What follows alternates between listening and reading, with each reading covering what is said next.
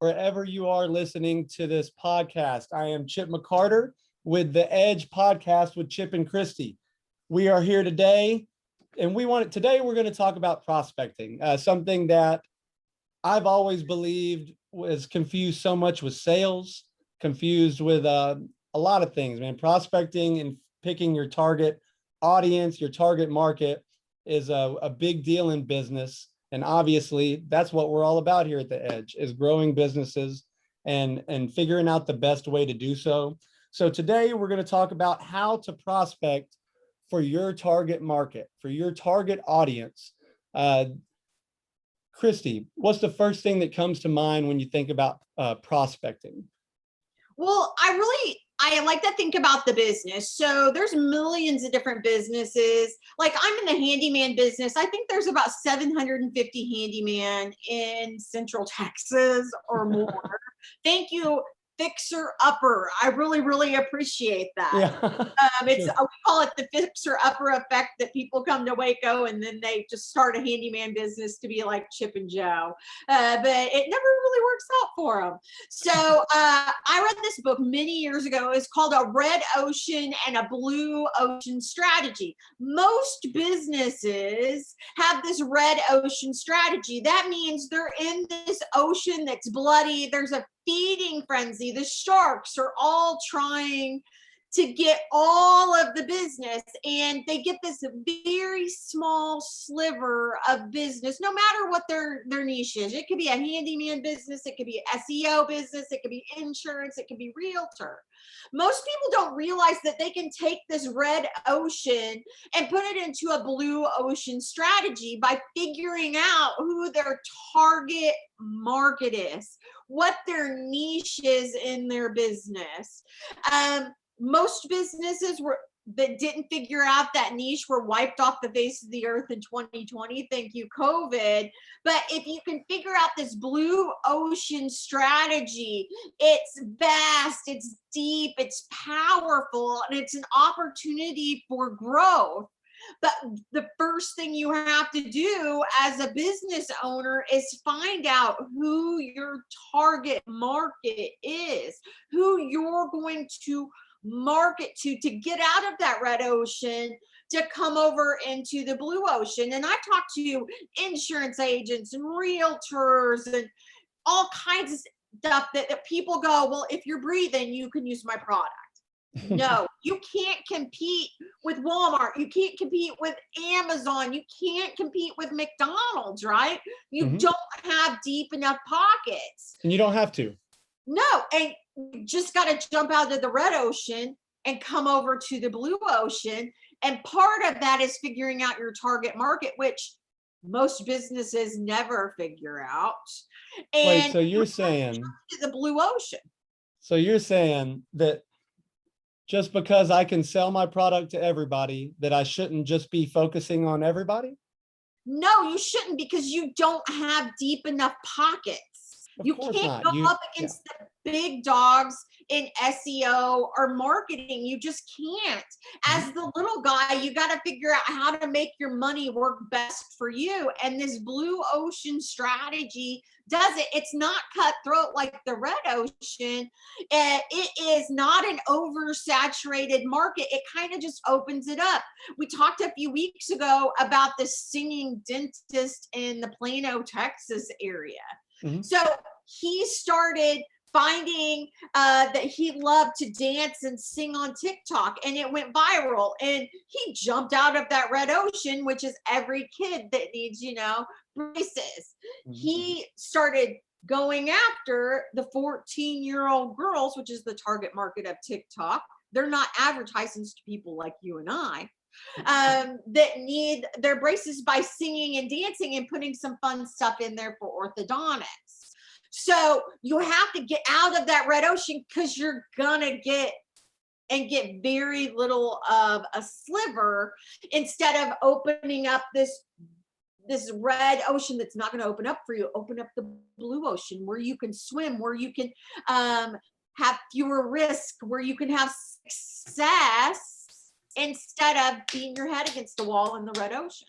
Well, let's talk about that blue ocean then, because I get exactly what you're saying. I know what you're saying because it's narrowed focus. You're basically, the blue ocean is just a narrowed focus, and being very specific about who needs your services, who needs your products, whatever the field of work you're in, whatever the business you own is, you can break it down to the 14-year-old high school girl, whatever, you can figure out your business. But the fact is you have to actually look at it, look at who is buying it, who's the best customer, what is your preferred client. And then once you start looking at that, pick like 5 or 6 of your best clients. If you have if your products and it's a whole bunch, pick 100 to 200 of your best clients, figure out what they all have in common. And that right there is a narrowed focus. That's a blue ocean strategy. That's instead of going for the whole ocean, it's picking out a little pond and fishing in the pond that's full of that's full of big bass that you put in there, Yeah, that's exactly. created for you to catch fish. Mm-hmm. So when you look at your customers, like you said, before you can even prospect, before you can go out and start, talking to prospective clients, you have to look at your customers. Well, lots of our listeners are brand new in business. Christy, I don't know who my target market is. Somebody has done what you're going to do or you want to do before. Look at their business. Think about who they're marketing to. Magnolia in Waco, Texas, fixer upper, right? If you are selling things like Magnolia Market sells, those cute little things for home decor, usually some sort of farmhouse style, right? Go to the marketing that Magnolia does on social media and on Google and on YouTube and on their TV show channel, Discovery Plus, and see how they're marketing and who they're marketing to. Primarily women. I can get that just from the little bit of marketing that I've seen. Yeah. They're probably millennials or Generation X's. They probably have they have more than $40,000 a year in income. They're not living paycheck to paycheck. These are the kind of people that can drop $200, $250 for a magnolia plant, right?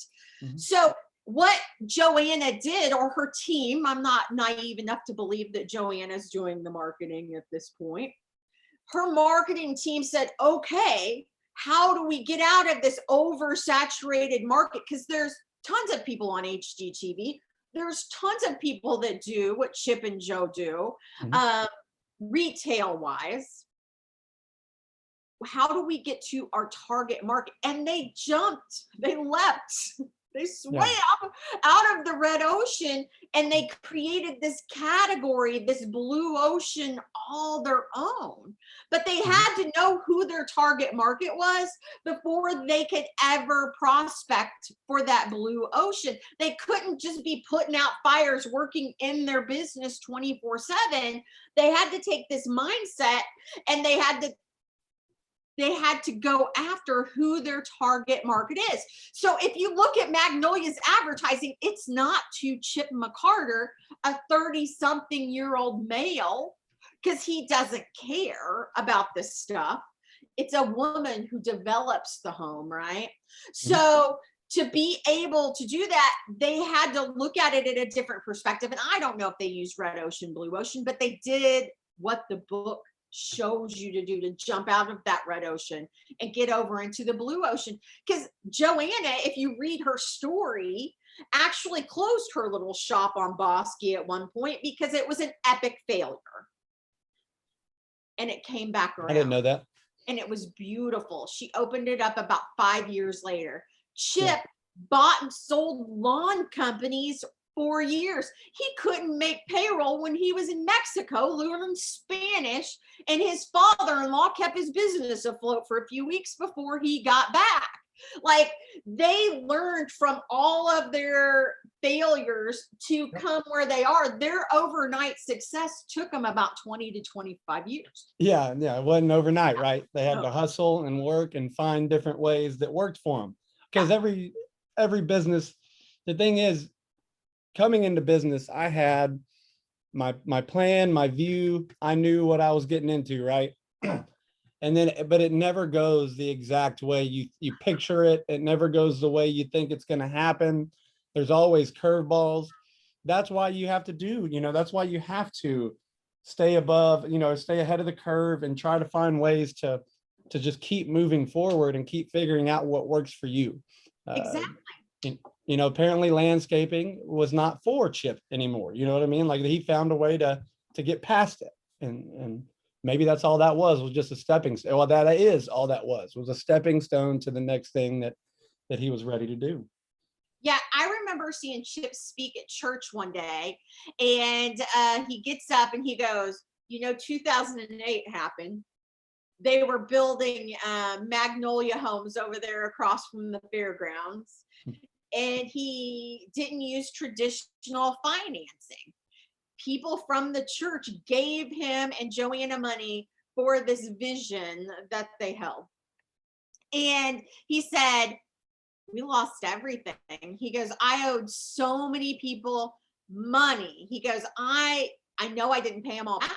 He says, I stand on this stage and I'm afraid somebody's going to come up to me afterward and be like, hey, you owe me $30,000, $40,000, $50,000. I believe it. And this was before Fixer Up really took off. They were doing, it was year 1 or 2 that he got up on stage. And I thought, it happens to everyone. They failed over and over again. And now they're successful. And still they've got their hands in so many different ventures. There's going to be some that failed, just like Richard Branson. But they had to figure out who they were prospecting for all their different businesses, for the real estate, for the retail, for their Magnoliaville is what I call it in Waco, Texas. Like they have to figure it out to go from that red ocean to the blue ocean. A couple other businesses, I know we get stuck on people that are in the Waco, Texas area, but iTunes, Amazon, they know who their target market is and they go after them. Henry Ford knew who his target market was and who to prospect for the Ford Model T. He didn't go after the people that just wanted the faster horses. Yeah, he went out. Yeah, the innovators, the people. Yeah, but he knew that. He knew he had to find the people that would think outside the box. So you have to almost take a step outside your business and look into it and start looking at how people approach these businesses too, because that's another thing. Where are people searching for them? I mean, that the prospecting goes full circle when it comes to finding, because a lot of people will make the mistake like I did. I'm just going to go knock down doors. I'm just going to, if their business is open, this is my digital marketing agency. If their business is open, I'm just going to knock on the door and go talk to them. And this was right before COVID, but then even after COVID, I still had kind of that mentality. Well, I just need to get in front of these people and talk to them. Well, the truth is you can't just show up. I found where they're actually looking for me on Google, on Facebook, networking, stuff like that. I started putting myself in places I know that the business owners will be, but I had to actually, and if I would have put that focus into prospecting earlier and my target market earlier, I would have been probably months ahead of where I am right now. But I learned, it's learning. Yeah, it's the interesting thing about it is you fail and you try again. You fail and you try again, right? That's one thing. The people that only really fail are the quitters. Like the quitters are the worst to me. Like I don't understand it. I can't wrap my head around quitters because that's the only true failure. And probably I think it's 95% of all businesses, they just close their doors in the first 5 years. So they're quitters. What you have to do is be resourceful. So if you are running full force and you're doing amazing and then you hit your head against a wall, do you fall down on your back and do you just quit? No, you have to keep going. You have to be resourceful. That's where the 5%, like you and I are, is we keep going, we keep going, we keep going. And if this way doesn't work, we try something different. If this way doesn't work, we try something different. If this way doesn't work, we try something different. And that's how I've kind of failed my way to my target market. I can have people in certain areas, certain zip codes that use my handyman or cleaning business, but I can't go after the people that have no money, right? We talked about this earlier, I think, when we were talking back and forth about our target market is, you can know who your target market is, but if your target market can't afford your services, if your target market doesn't have the money for your services, you need to pivot. You need to figure something different out, because a business takes money to run. You have to have that cash flow, right? So you need a target market that one can afford and has money for your services, because if not, you're going to be out of business quickly. Yep. And that's kind of like that not dentist, well, orthodontist in Dallas or Denton or whatever, because he knew his target market that had money wasn't the 14-year-old girls, but he also knew that the 14-year-old girls had moms and dads and they could influence the moms and dads. So you have to think outside the box, though. He thought outside the box. He thought, all I need is these girls to mention, hey, there's this really fun orthodontist I'd like to go to. Because, most kids bitch and complain about going to the dentist and the orthodontist. They don't want to go. They go kicking and screaming. If you can get your teenage girl to be happy to go to the orthodontist, how brilliant is that? So that's, because I hated it, man. I hated going to anybody putting anything with metal near my mouth or my teeth. Ugh. Yep. Who's the most influential person in a mother's life? Her teenage daughter. Okay. So he might not have known it when he was doing it in the beginning, but he killed it. But that's why TikTok works for businesses, is because you're influencing the child, you're influencing them to tell mom about it. Now, TikTok did go a little bit older in the last year because of COVID. Everybody was stuck at home, but still their target market is that 14-year-old teenage girl. So, that they know who it is. We know the target market. Now let's start prospecting those people, right? Let's start working the list. It doesn't mean that you go find all the 14-year-old girls online via Facebook or anything. I don't even think they're on there. That would be a little bit creepy. Or start private messaging them. That could get you in trouble. But find the neighborhoods. Target market is, and then find the school that has the most money. Like find which suburbs are doing good, which neighborhoods, zip codes, like you said earlier. That's a big thing with SEO and Google, is hitting the zip codes, and that's something that's doable. Where's 80% of your income coming from? In Waco, Texas, I know 80% of my income is not coming from a particular zip code. I know that my income is coming from this zip code, so I'm going to do that. Now, one thing that you do is Google Analytics. That's what gives me so much information. Facebook Analytics. You could use that stuff to prospect to your target market. It doesn't mean that, okay, I'm going to target, I don't know, Dallas, Texas, right? And you just go after all of Dallas, Texas. You probably can't afford all of Dallas, Texas. That means with the analytics, it says, hey, they like to watch the Food Network.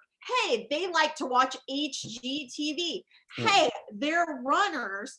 Hey, they usually hang out at these stores. This is what they're looking up online. And that way it makes your prospecting much easier. Now, it doesn't say if I have a 65-year-old woman who needs a door replaced, no, I'm not selling to you. it says I'm going after my target market, and then the rest of them kind of fill in the gaps, right? Mhm. I have this knowledge that's powerful because numbers are power. Numbers don't lie. So once you have those numbers, once you know 80% of your income is coming from this or that, you can go after those people. You can learn what they're watching on TV, what they're eating, where they're hanging out, where are they Mhm. spending their expendable income. And once you know that, you can prospect those people. You can go to fairs in the area. You can join chambers of commerce in those areas. You can do so many different things Yeah, to sponsor a start little league. prospecting. Yeah. And Yeah, then, yeah, exactly. Prospecting is just basically just building the list of potential clients. Finding your target market is what you do right before it. mhm, And then, and then once you have the list, that's when you go start making the sales. But it's a separate entity though in itself. It's not sales. Almost everybody in the meeting last week that we had with the Edge, we talked about it gets blurred. Prospecting is more blurred with sales because people skip it. It's kind of a natural thing to skip prospecting because you're not taught how to narrow your focus really. You just have an awesome service or an awesome product that would be great for everybody, or would be great for if it's great for a specific type of people, you've already narrowed it down anyways. But I mean, usually a service or a product can be a wide array of people that could buy your services or product. Narrowing it down to the people that are buying it, that's prospecting. That's finding the right path to go with your sales. yeah, Yeah. kind of like you with SEO and websites, right? Like you basically do business to business. I don't think I'm blowing any of your secrets out of the water here. No. But so you probably wouldn't want to go sell to my 18-year-old daughter that doesn't have a business, right? It'd be a waste of your time and your money in marketing. Mhm. And that's what so many business owners do is they're like, here, marketer, you go take care of this for me. And then they gripe about the marketer not doing anything. Well, me as a business owner, I need to take some responsibility in that marketing to know who my target market is. So my marketer will know what I want them to talk about, who I want them to speak to. Because if not, it's just going to be a waste of money. And I think that's why so many business owners are skeptical of networking groups and marketers and that kind of stuff because they have no clue what they're supposed to say or what they're supposed to do or who their target market is or how to prospect or what to do once you get the prospect, right? But if you know who that target market is, who that person is you're prospecting, instead of a 1 or 2% chance in 100, a 1 or 2% chance in 100 in selling somebody, it ups your odds, it ups your statistics so that you're able to close the sale once you start talking to them. Because if you're talking to my 18-year-old daughter that doesn't have a business and has no interest in starting a business, then you're not ever going to get the sale. But if you throw the net out and there's 100 people, maybe you'll get 1 or 2 that are interested in it. Whereas if you know where your target market is, your niche is, your blue ocean, Mhm. your prospects, you'll up your chances and get more sales all around instead of wasting your money and your time. Yep. Agreed. Yeah, exactly. Instead of spinning those wheels, that happens all the time in business. That's one of the main reasons we like the Edge, the networking part of it, the training, the educational part of it, because we like to talk about this so that other people can avoid the same issues and mistakes we made. And we can actually keep a focus on our mistakes we're making presently to Yeah. kind of avoid, making the same ones again or having to battle another one by myself. I don't have to do that anymore. I have connections with business owners. That's what makes the Edge so great. But prospecting wise, being able to actually talk about my narrowed focus and my target market, it's a lot better than me sitting at my computer and figuring it out on my own. because other people with different viewpoints are going to spit stuff back at me that I haven't seen yet. Through my eyes, I haven't seen that vision yet. And because of stuff like that, though, my business has made awesome leaps and bounds compared to what it was doing, just from learning this way, just from growing this way. And that's why I believe in this so much. Yeah. I mean, prospecting is so important. So many people just take that low hanging fruit in business, right? Mhm. We talked about that this week too. That Yep. low hanging fruit that comes to you, it's easy to sell. You really don't have to prospect. It's just right there in front of you. You take it. Sometimes they're not your ideal customers. Sometimes they're the biggest pain in the ass customers, which you are out there, and you guys that are listening know who you are. Like, that you don't want to deal with because they suck so much of your time and energy away from what you're really trying to do, right? Yep. So you get all this low hanging fruit, it's great, but you're only going to have 1,000 air business, right? You might be in a 5-figure business. If you're lucky, you'll get into a 6-figure business by taking that low hanging fruit. Yeah. If you really want to take it to the next level and be able to scale your business and have a 7-figure business, you're going to have to work. You're going to have to prospect. You're going to have to start selling some of those prospects. And if you prospect the right target market in that blue ocean, you can get to that 7 figures much more quickly than you ever could by going after those 1% and 2% in that red ocean where there's that feeding frenzy. Mm-hmm. That So the I mindset of not abundance, but the mindset of scarcity. I feel like every time you say that red ocean, I'm thinking, yeah, that's just all those people that are scared that they're not going to get it. The mindset of scarcity. Sorry, didn't mean to interrupt. No. And realtors have that mindset of scarcity. In Waco, Texas, there's over 1,000 realtors. Most of them, are part-timers. Yeah. And then insurance agents, also life insurance, PNC, all the different, there is thousands in the Waco, Texas area. And you can have that mindset of scarcity. You can also buy into those lists. I mean, I get them all the time: Home Advisor, Porch.com, Angie's List, all this kind of stuff. I could buy into those lists, but again, that's that red ocean mentality. I'm going after it, but so are 5 or 10 other people in the Waco, Texas area. And they do this, and they always go with the lowest price. So it's definitely a red ocean. It's a feeding frenzy. The lowest price guy only lasts about 2 to 5 years in business. Yeah, if that. Whereas if you go to this blue ocean, create your own target market, your niche, right?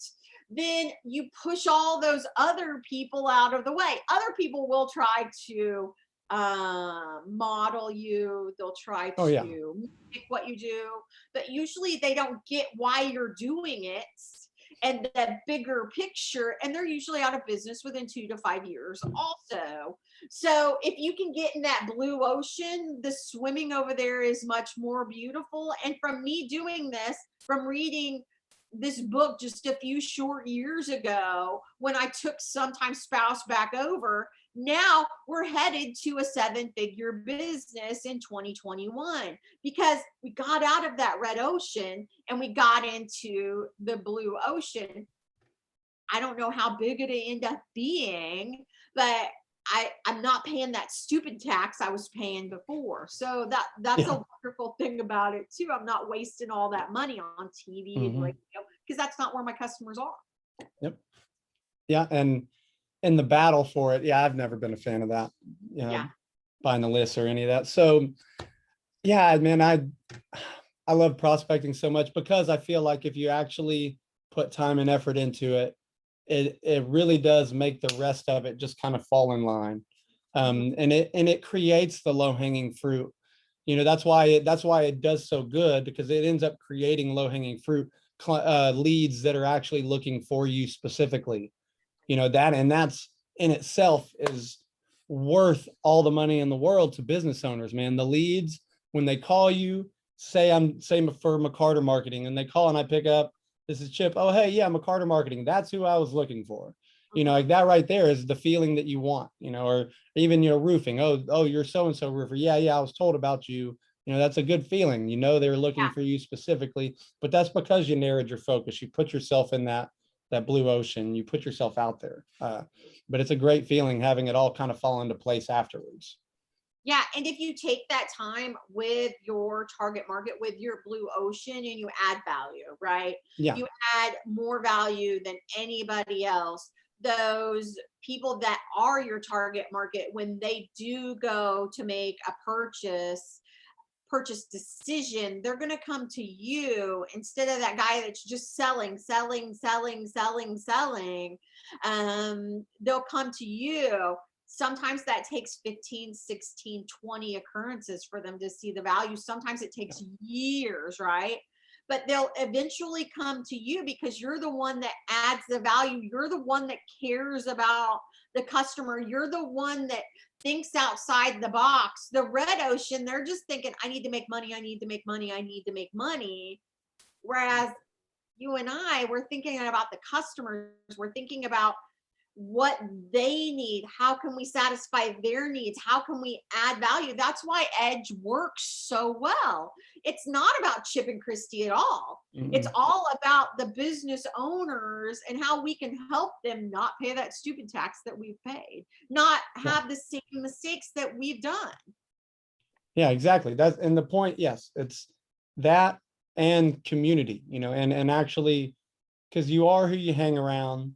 You're good. You want to be influenced by it. You want to be around other people that are like-minded and growing in the same direction as you. If you constantly stay where you've been, you're always going to be where you are. You're just never going to change. So putting that focus into networking for your business, I don't care who says it's the wrong who's telling you that you're wasting your time. Give it a shot. You know what I mean? Give it a shot and then see, because I had numerous people tell me I'm wasting my time. And I have a couple different bank accounts that will argue right now, and they're not doing great, but they're there, and they're not in the negative, and my bills are paid, like stuff that wasn't happening earlier, stuff that was struggling, especially with my 9 to 5. I was struggling more with that. Yeah. So that's why I laugh at people that say, oh, you're still not doing that great. I'm doing better than 17 an hour for 40 to 50 hours a week. You can bet that. Yeah, exactly. When you focus on the prospecting, it doesn't happen immediately. Like there's this law of momentum. When you go out there, you're targeting the correct prospects. Maybe day number 1, you don't get any. Maybe day number 2, you don't get any. But there's this law of momentum that eventually you're going to build so much momentum. You're going to be like, damn, I'm getting to the right target markets. Like people don't realize, like, there's 13 laws of the universe, gravity being one of them.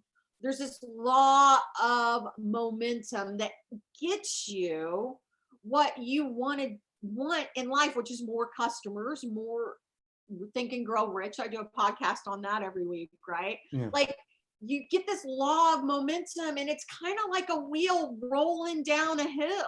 Yep. Like, you're not able to stop it eventually. I'm going to be honest. Like, I have people that try to stop me all the time. Oh, yeah.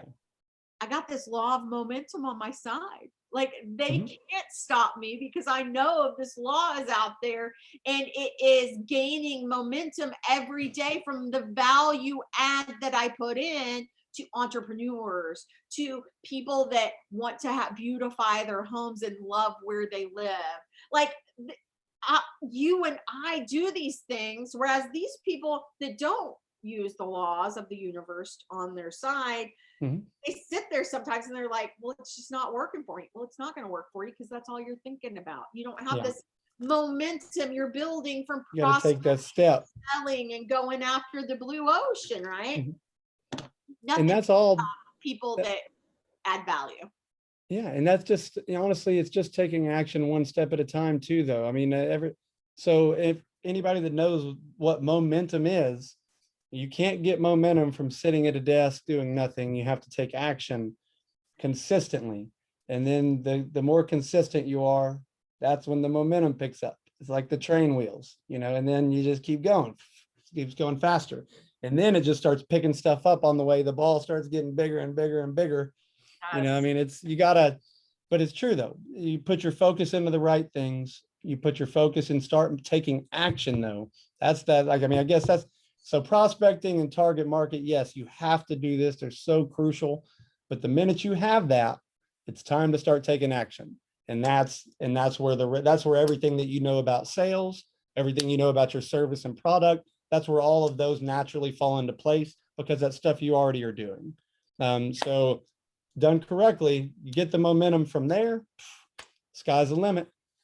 Yeah, if you have the perfect target market, you have this perfect kind of prospecting list, and you just sit there and you look at this prospecting list over and over and over again, and you do nothing. You just sit on your ass at your desk all day long thinking, I need to call those people. I need to take some action. And you don't take any action, it's not going to work. Whatever action you think that you need to take for your business, you need to do it, but you need to take it to the 10th level. You have to 10x it, because if you don't, a little bit of action is not going to work. You have to go out there and bust your ass. You have to take action. It doesn't have to be the perfect action. It just has to be some sort of action. And if after a while you keep beating your head against a wall and this isn't working, change it. My daughter, Abby, she worked for an insurance agent for about 6 months, and he would give her a prospecting list, and she would call this list, but the same list was sold to insurance agent after insurance agent in Waco, Texas. So after 4 or 5 months, she comes to me and she goes, Mom, I call people, I say the right things, I use the script, but it's not working. And I said, well, do you get new lists every day? And she goes, no, I've had the same list for 4 to 6 months. Well, that's why that action is not working. It's never going to work if you've got the same people that don't answer the phone over and over and over again. You need to change it up, because this guy spent thousands of dollars on Abby full time, 6 months, benefits, all that kind of stuff. It was insanity, because he was doing the same thing over and over and over again and not getting getting the same one results, list, right? Huh? Just one list.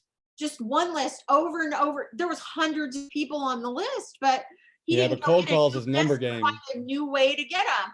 So, I mean, she eventually quit because he set her up and it wasn't for success.